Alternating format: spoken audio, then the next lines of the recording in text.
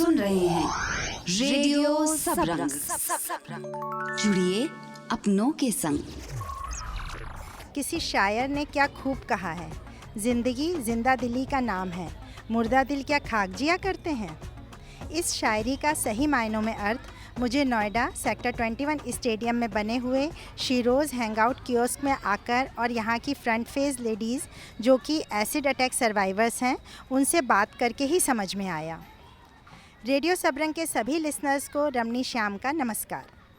दोस्तों, स्टेडियम में काफ़ी ग्रीनरी है और चारों तरफ ही स्पोर्ट्स एक्टिविटीज़ चल रही हैं, लेकिन इस माहौल को पॉजिटिव बनाने का काम शीरोज़ की टीम भी कर रही है।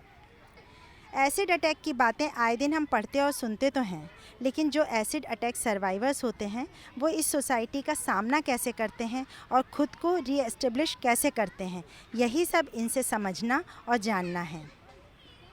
यहाँ साइड में स्टेडियम के एक तरफ ये कियोस्क बना हुआ है जहाँ अकाउंट्स का काम अंशु देख रही हैं। अंशु की एक आँख में विज़न नहीं ही है और दूसरी आँख में नहीं के बराबर है, लेकिन फिर भी वो अकाउंट्स का काम बहुत अच्छी तरह से देख रही हैं और बहुत अच्छी तरह से अपने कस्टमर्स के साथ डील भी कर रही हैं। मैम, मैं अपनी लाइफ को बहुत ही एक बेहतरीन तरीके से देखती हूँ, क्योंकि लाइफ में कुछ भी हादसे हो जाते हैं तो उससे हमारी ज़िंदगी रुकती नहीं है और ये तो हम तय करते हैं कि हादसा हो जाने के बाद अब हम अपनी लाइफ को कैसे जीते हैं। तो मैंने डिसाइड किया है कि मैं अपनी लाइफ को बदतर लाइफ बना के नहीं जीऊँगी, एक बेहतरीन लाइफ बना के जीऊँगी, क्योंकि लाइफ मेरी है और लाइफ जो है वो बहुत सुंदर है, बहुत कलरफुल है और जीवन में एक ही बार मिलती है। एक टाइम पे ऐसा था कि जो सोसाइटी है वो अपनाती नहीं थी, कमेंट करती थी और मतलब हम लोगों को देख के जो है बहुत मतलब अजीब अजीब प्रकार के कमेंट करती थी। लेकिन आज हम लोग एक रेस्टोरेंट रन करते हैं, एक ही नहीं मतलब 3 रेस्टोरेंट रन करते हैं। फर्स्ट आगरा में, सेकंड लखनऊ में और थर्ड यहाँ पे। हम लोगों ने 5 लड़कियों से शुरुआत की थी और आज हम 35 सर्वाइवर्स को जॉब दे पाए हैं, 150 सर्वाइवर्स के लिए काम कर रहे हैं, बहुत सारे सर्वाइवर्स को हम ट्रीटमेंट दे रहे हैं, बहुत सारे सर्वाइवर्स को हम घर में बैठ के रोजगार करा रहे हैं, बहुत सारे सर्वाइवर्स को बिजनेस करा रहे हैं, बहुत सारे सर्वाइवर्स को ट्रेनिंग दे रहे हैं। आपकी पॉजिटिविटी और आगे बढ़ने का जज्बा देखकर मैं खुद मोटिवेट हो रही हूँ। फिर भी पूछना चाहूँगी कि आप पे ये एसिड अटैक कब और कैसे हुआ था? मेरे ऊपर 2014 में एसिड अटैक हुआ था और मेरे ऊपर एक 55 साल के बूढ़े व्यक्ति ने तेजाब डाला था। 55 साल के आदमी ने? तब तो आपकी उम्र बहुत कम रही होगी। जी, उस टाइम पे मेरी उम्र 15 साल की थी और एसिड अटैक करने का रीज़न ये था कि वो जो बूढ़े व्यक्ति थे वो मेरे साथ रिलेशन बनाना चाहते थे। मैंने इनकार किया तो इसी कारण उन्होंने तेजाब डाल दिया। बड़े दुख के साथ ही मैं आपसे पूछना चाहूँगी कि उसके बाद आपने क्या किया, किसने आपको सपोर्ट किया, अस्पताल पहुँचाया और आगे की कार्यवाही की? मैम, मैं बेसिकली एक गाँव से बिलोंग करती हूँ। मेरे गाँव में कोई हॉस्पिटल नहीं था, मेरे घर में कोई साधन नहीं था। मेरे ऊपर रात में एसिड अटैक हुआ था तो उस टाइम पे मतलब बहुत मुश्किल हो रहा था कि कहाँ लेके जाएं। बहुत मेरे घर से 2.5 घंटे की दूरी पे हॉस्पिटल था। तो पहले पुलिस स्टेशन गए क्योंकि मेरी जो हालत है वो बहुत ज़्यादा गंभीर हो गई थी और मतलब बचने के चांसेस बहुत ज़्यादा कम थे। मेरी पूरी स्किन मेल्ट हो गई थी और जो मुझे छू रहा था सबकी स्किन मेल्ट हो रही थी। मेरे जो कपड़े थे वो पूरी तरीके से पिघल गए थे। उसके बाद पुलिस स्टेशन में FIR दर्ज कराई। पुलिस वालों ने ही मुझे हॉस्पिटल में एडमिट कराया करीबन 6 बजे समथिंग, लेकिन उस हॉस्पिटल में मुझे ट्रीटमेंट नहीं मिला। फिर उसके बाद मुझे मेरठ के लिए रेफ़र कराया और तब तक 13 घंटे हो चुके थे। 13 घंटे तक मुझे किसी भी प्रकार का ट्रीटमेंट नहीं मिला था और मैं दर्द से पूरी तरीके से तड़प रही थी और उस टाइम पे एक मतलब सांस लेना मेरे लिए मुश्किल हो रहा था और मैं ये विनती कर रही थी कि शायद ये दिन भगवान किसी भी इंसान को ना दिखाए, क्योंकि वो जो दर्द है, वो जो पीड़ा है, वो शायद मैं शब्दों में बयान नहीं कर सकती। नहीं, आपकी पीड़ा मैं खुद समझ पा रही हूँ। आपकी जो बातें हैं, जो शुरुआत हुई थी आपसे बात करने की, बहुत ही पॉजिटिविटी के साथ हुई थी, मोटिवेटिव आपका रवैया था बात करने का। लेकिन जब ये आपकी घटना आपने बताई, इस घटना को सुन के मुझे ही बहुत बुरा लग रहा है। आप तो सचमुच बहुत ही बड़े सदमे से निकली होंगी। किस तरह से आपने उस सदमे से अपने आप को बाहर निकाला? सच बताऊँ तो मैं उस सदमे से अभी तक बाहर नहीं निकल पाई हूँ और बहुत मतलब कोई ना कोई मोमेंट ऐसा आता है कि जब लगता है या कोई ना कोई ऐसा फील करा देता। अभी हम 5 लोग बैठे हैं, 5 लोग अच्छी बात कर रहे हैं, लेकिन एक ना एक मोमेंट ऐसा होगा कि वो हर्ट हो जाएगा और जब भी मैं अपने आप में अकेला समय बिताऊंगी तो मैं उस मोमेंट को सोचूंगी, फिर फील करूंगी कि शायद आज मेरे साथ ये हादसा ना हुआ होता तो शायद मुझे इतना सुनना नहीं पड़ता। लेकिन फिर अपने आप को मोटिवेट करती हूँ कि मैं सबसे यूनिक हूँ, मैं सबसे अलग हूँ, इसलिए लोग मुझे देखते हैं, क्योंकि हर एक इंसान को तो लोग नहीं देखते हैं ना। यही आपकी खूबी है, अपने आप को अलग समझना, भीड़ से अलग समझने का जज्बा होना। क्योंकि आपकी एक बॉडी पे अटैक हुआ, आपकी स्किन जली है, आपके जज्बे नहीं जले हैं, आपकी हिम्मत अंदर जिंदा है। इसको आगे बता के रखिएगा। हमारे साथ अब शिरोज़ हैंगआउट कियोस्क की दूसरी सदस्य, दूसरा फ्रंट फेस सीमा साथ में है। मेरा मतलब 2016 में अटैक हुआ था। मेरे भाई के दोस्त ने करवाया था। भाई के दोस्त को आपसे क्या दिक्कत थी? कुछ दुश्मनी थी, पारिवारिक दुश्मनी थी या कोई और वजह थी? भाई की ही दुश्मनी थी, मतलब पारिवारिक मेरे से कुछ नहीं कनेक्ट था। वो मतलब भाई से बदला लेना चाहते थे, पर उस समय मैं सुबह उठ गई थी तो मैं शौचालय जा रही थी। मेरा मतलब मेरे घर में शौचालय नहीं था, बाहर ही आना जाना सब कुछ रहता था। तो हम सुबह 5 बजे उठे थे। वो रास्ता मतलब सड़क क्रॉस कर रहे थे तो सामने से गाड़ी आ गई, उसी से मतलब उसी में से बैठे थे, एसिड अटैक कर दिया हमारे ऊपर। जब मेरे ऊपर अटैक हुआ था तो मैं मतलब बहुत दर्द हो रहा था। उस समय मैं जल रही थी, तो जब फेंके भागे तो मैं चिल्लाने लगी। तो मेरी मम्मी गेट पे बैठी थी, दौड़ के गई मम्मी, देखें कुछ लोग बगल के आने लगे दौड़ के। तो मम्मी कही कि इसको क्या हुआ, जलने क्यों लगी। पकड़ने लगे, उनके हाथ में भी जलन होने लगा। तब कुछ लोग कहें कि ये एसिड हुआ इसके ऊपर, इसे अस्पताल में लेकर चलो। मैं देख रही हूँ आपके फेस को, आपका आईज़ का पोर्शन एक तरफ का, कान का और सारे बाल और लिप्स भी बहुत ही मतलब, लेकिन जज्बा है आपका कि आप हिम्मत से आगे बढ़ रही हैं और काम कर रही हैं। कायर हैं वो लोग जो ये काम करके जाते हैं। जो घर में घुटन सी हो रही थी, बाहर आके दुनिया देख रहे हैं। बहुत ही अच्छी बात बोली। हिम्मत है आपके अंदर, ये एक सबसे बड़ी बात है। इतनी हिम्मत से आप आगे बढ़ रही हैं। जुड़ कर के शिरोज़ के साथ आप आगे भी बढ़ रही हैं। और आगे कितना बढ़ना चाह रही हैं, क्या फ्यूचर प्लान है, आगे क्या करना चाहती हैं आप? आगे चल के मैं अपना सिलाई का काम करना चाहती हूँ, बढ़ाना चाहती हूँ, क्योंकि मुझे सिलाई करना आता है। अरे वाह, आपको सिलाई आती है? ज़रा बताइए क्या क्या सिलना आता है? मैम लेडीज़ के जितने कपड़े होते हैं, ब्लाउज व्लाउज सब, सूट वूट सब मैं सिल लेती हूँ। अरे वाह, ये तो बहुत ही अच्छा है। ज़रूर आपका ये सिलाई इंस्टीट्यूट या टेलरिंग शॉप आगे ज़रूर अच्छी चलेगी, ऐसी उम्मीद है। क्या नाम है आपका? मेरा नाम कुंती है। कुंती, बैठिए ना कुंती, बैठ के बात करते हैं। कुंती, कुछ अपने बारे में बताइए। बेसिकली मैं लखनऊ की रहने वाली हूँ और मेरे ऊपर एसिड अटैक 2011 में हुआ था और मेरे ऊपर एसिड अटैक मेरे हस्बैंड ने किया था। रीज़न हस्बैंड ने? हाँ, मेरे हस्बैंड ने किया था। बात ये कि मतलब मैं बहुत छोटी थी, मैं 15 साल की थी, तभी मेरे घर वालों ने मेरी शादी कर दी थी और मेरे हस्बैंड किसी और से प्यार करते थे, इसलिए उन्होंने मुझ पर एसिड अटैक किया था। 2011 में मुझ पर एसिड अटैक किया था और उसके बाद से मतलब बहुत सारी दिक्कतें आई, मतलब और शादी के बाद ये था कि मारना पीटना, लड़ाई झगड़ा करना, ये सब चीज़ें करते थे। तो मतलब मैं बहुत छोटी थी, मुझे इतना आइडिया भी नहीं था कि मतलब शादी क्या होती है, ये सब मुझे नहीं पता था, पर फिर भी मेरे घर वालों ने मेरी शादी कर दी। तो और शादी के बाद हस्बैंड ना ही मुझसे बात करते थे, ड्रिंक करना, मारपीट करना, लड़ाई झगड़ा ये करते थे। तो उसके बाद से फिर उन्होंने ये एसिड अटैक किया और अटैक के बाद से मतलब बहुत सारी दिक्कतें आई, बहुत सारी मुसीबतों का सामना करना पड़ा। और शिरोज़ के बारे में मुझे मेरे वकील ने बताया था। फिर मैं 2017 में 30 मार्च को शिरोज़ गई और वहाँ पे मिली। फिर वहाँ पे जैसे कुछ सर्वाइवर्स थी।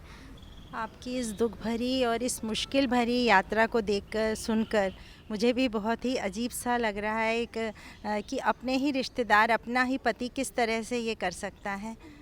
तो आप जब ये शिरोज़ में जुड़े तो जुड़कर आपको कैसा लगा और आगे आप क्या करना चाहते हैं? अब दुख की बातों को तो भूलना पड़ेगा, लेकिन आगे के लिए आप क्या सोचती हैं?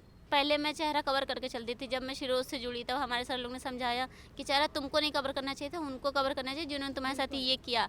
और आगे जाके मेरा ये प्लान है कि मैं खुद का अपना एक रेस्टोरेंट खोलूँ। अरे वाह, ये तो बहुत ही अच्छी बात है। ज़रूर ही होगा ये सब चीज़ें। आपके अंदर हिम्मत है, जज्बा है, तो कामयाबी तो ज़रूर मिलेगी ही मिलेगी। चलिए मैं आपकी साथी सदस्याओं से मिल लेती हूँ।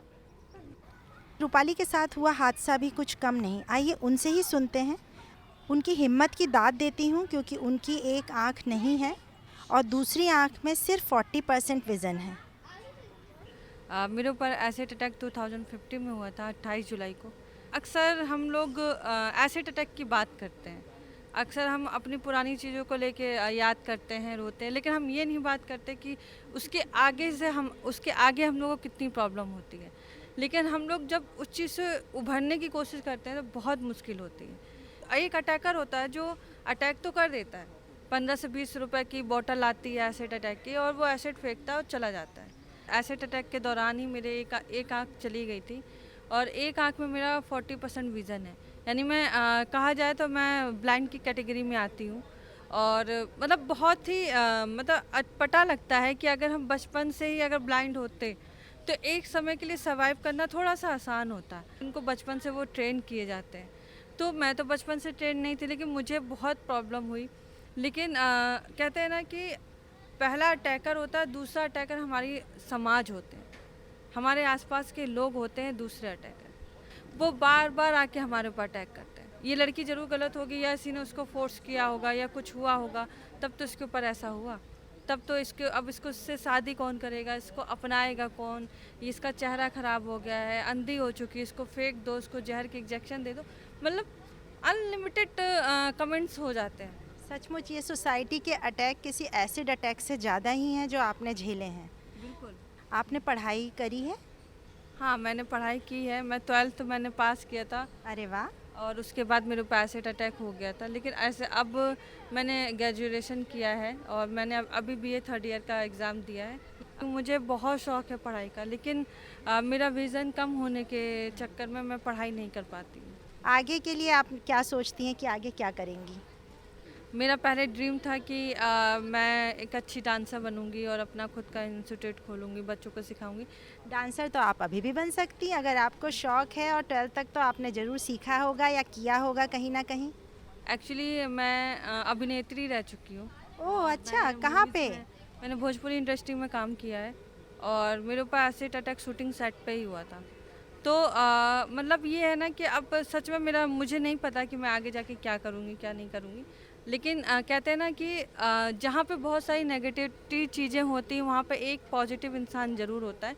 और मेरी शादी भी एसिड अटैक के बाद हुई है, और मैं अपनी लाइफ में बहुत खुश हूँ, क्योंकि मेरा इतना खूबसूरत लाइफ पार्टनर है, और मेरी छोटी सी बेटी है। तो मुझे बहुत खुशी है अपनी लाइफ के ऊपर कि अगर मैंने कुछ चीज़ खोया है तो कहीं ना कहीं कुछ चीज़ पाया है। भले मैंने अपना चेहरा खोया है, लेकिन मैंने अपना चेहरा अपनी बेटी के रूप में पाया है।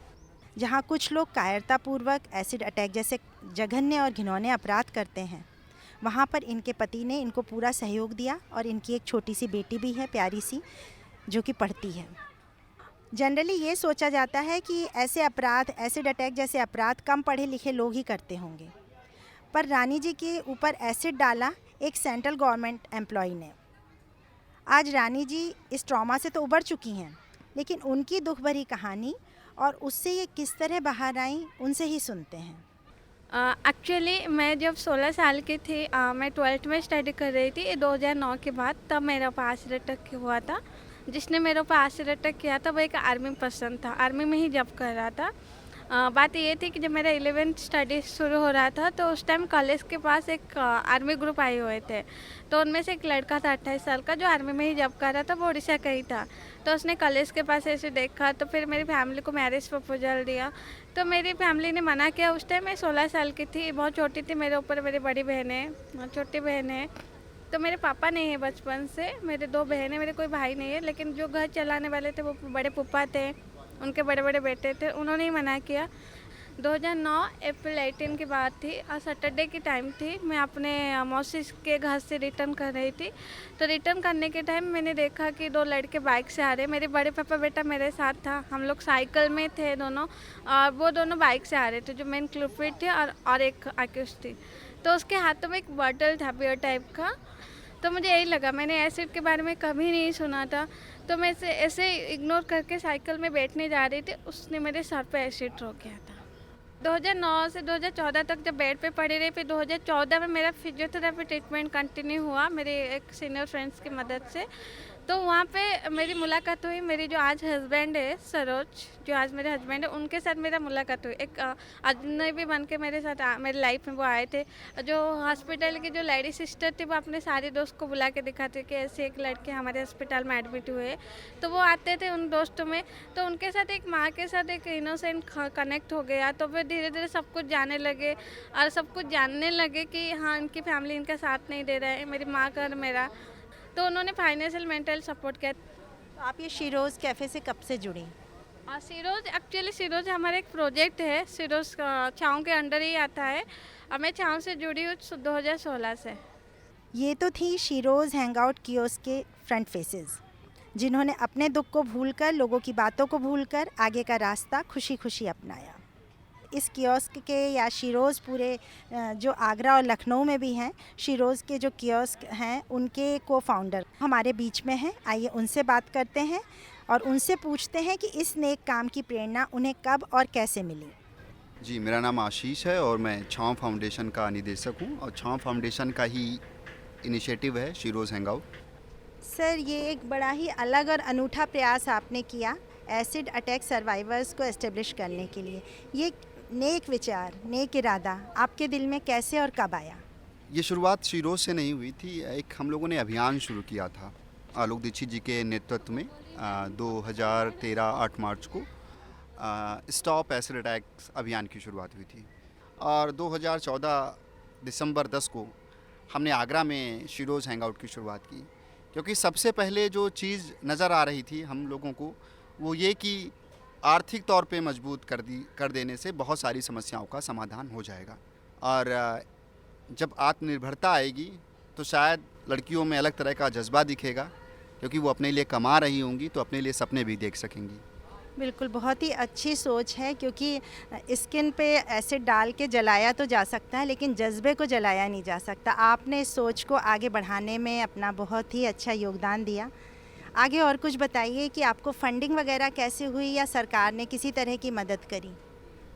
माननीय सुप्रीम कोर्ट के डायरेक्शन में ये कहा गया है कि जब भी कोई एसिड अटैक की घटना होती है तो 3 लाख रुपए कंपनसेशन जो मिनिमम कहा गया है कि विद इन 15 डेज़ 1 लाख रुपए, विद इन 3 मंथ्स 2 लाख रुपए डिलीवर कर देने हैं बेनिफिशरी के अकाउंट में।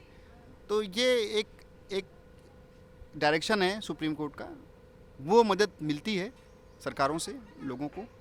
और मेडिकल ट्रीटमेंट को लेकर अभी कोई योजना नहीं है किसी भी स्टेट के पास जिससे कि उनका ट्रीटमेंट बेहतर हो सके, क्योंकि एसिड अटैक होने के बाद सबसे ज़रूरी जो काम होता है, ज़रूरत होती है, वो मेडिकल ट्रीटमेंट की होती है और बेहतर मेडिकल ट्रीटमेंट की होती है। तो क्या आप हमें ये बता सकते हैं कि ये डिसेबल्ड में आते हैं या इनको इस तरह की कोई मदद मिलती है जैसे डिसेबल्ड लोगों को मिलती है? हाँ, 2016 में डिसेबल्ड बिल में बहुत सारे परिवर्तन, मतलब कुछ डिसेबिलिटी जोड़ी गई हैं, तो उसमें एसिड अटैक को भी जोड़ा गया है। ये खुशी की बात भी है कि कम से कम इन्हें उस कैटेगरी में डाला गया है। ये बताइए, विजिटर्स जो यहाँ आते हैं स्टेडियम में, उनका रिस्पांस कैसा रहता है? रिस्पांस अच्छा है और मुझे लगता है कि एक ऐसी जगह है जहाँ पर लोग वर्कआउट करने आते हैं, खेलने आते हैं, कुछ सीखने आते हैं।